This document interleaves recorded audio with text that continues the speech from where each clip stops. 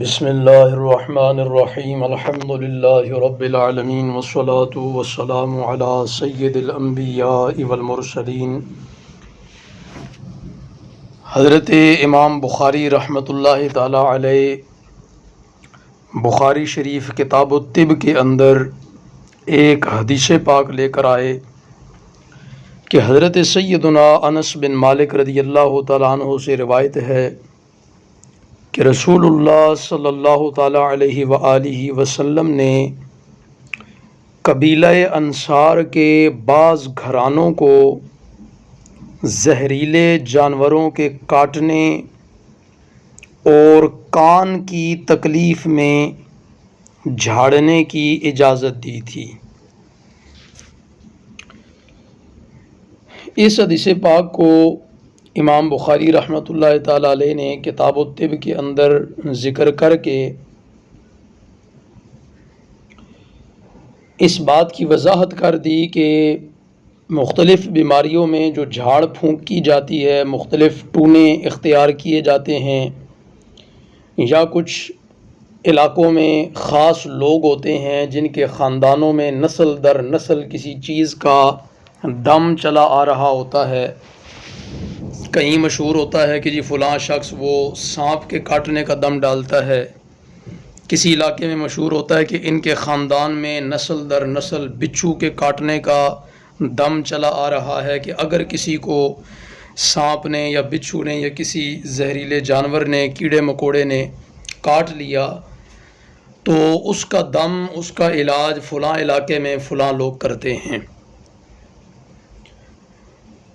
تو اللہ کے نبی علیہ الصلوۃ والسلام نے قبیلہ انصار کے بعض گھرانوں کو اس کی اجازت دی تھی۔ تو اس کا مطلب یہ ہوا کہ یہ جو لوگوں کے خاندانوں میں یہ سلسلہ چلا آ رہا ہے، یہ رسول اللہ صلی اللہ تعالیٰ علیہ وآلہ وسلم کے زمانہ مبارک کے اندر بھی موجود تھا،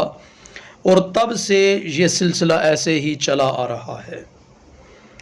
کہ بعض خاندان ہوتے ہیں، ان کا کوئی بڑا بزرگ ہوتا ہے جو وہ خاص دم کرتا ہے، پھر وہ اس کا اذن اپنے ہی خاندان کے کسی شخص کو دے جاتا ہے تاکہ لوگوں کا فائدہ ہو، لوگوں کا بھلا ہو۔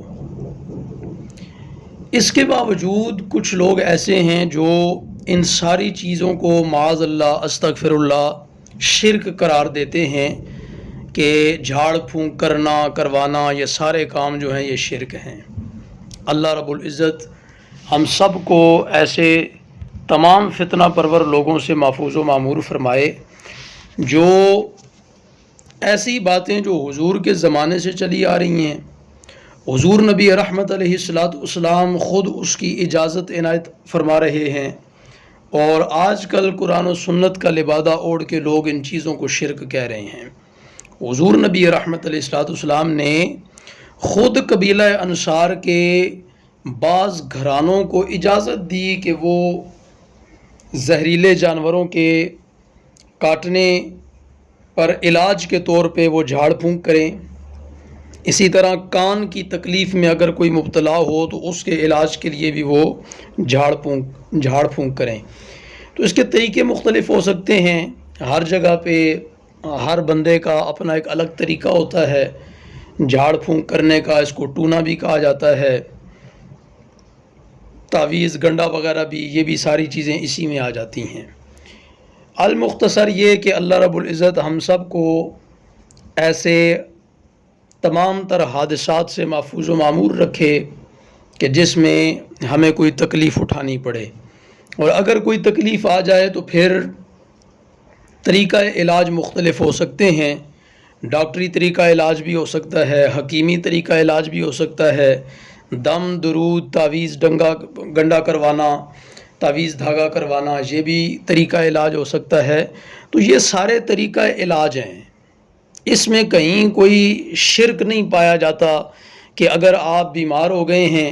تو آپ اگر علاج کے لیے ڈاکٹر کے پاس جائیں گے تو شرک نہیں ہوگا، اگر تعویذ والے کے پاس چلے جائیں گے تو شرک ہو جائے گا۔ یہ پرلے درجے کی حماقت ہے، جہالت ہے۔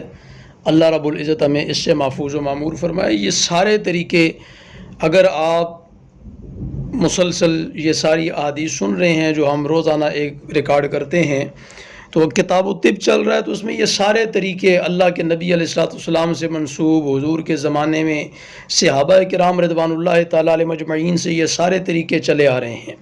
اور یہ سارے طریقے علاج کے ہیں،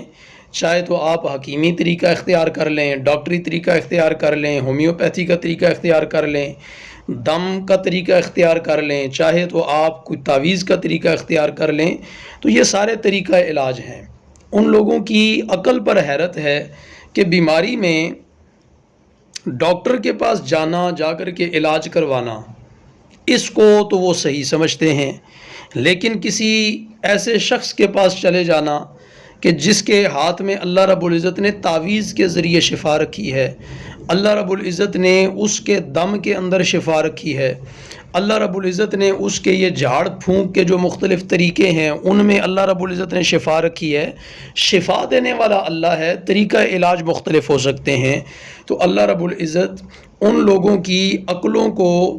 سلامتی عطا فرمائے اور ان کو یہ سمجھنے کی توفیق عطا فرمائے کہ جب آپ بیماری میں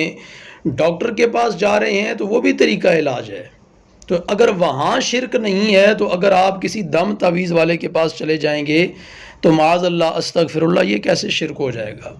اللہ رب العزت ان کو عقل سلیم عطا فرمائے، ان کو سوچنے اور سمجھنے کی صلاحیت عطا فرمائے، اور ان کو کھلے دل سے ان احادیث مبارکہ کا مطالعہ کرنے کی توفیق عطا فرمائے، تاکہ وہ خود بھی فتنوں سے محفوظ رہیں اور دوسرے لوگوں کو بھی مزید فتنوں کا شکار کرنے سے محفوظ رہیں۔ اللہ رب العزت اول تو ہمیں ہر قسم کی بیماری سے، ہر قسم کی تکلیف سے رب کائنات محفوظ و معمور فرمائے، اور اگر کبھی ہم کسی بیماری یا تکلیف کے اندر مبتلا ہو جائیں تو پھر یہ سارے طریقہ علاج ہیں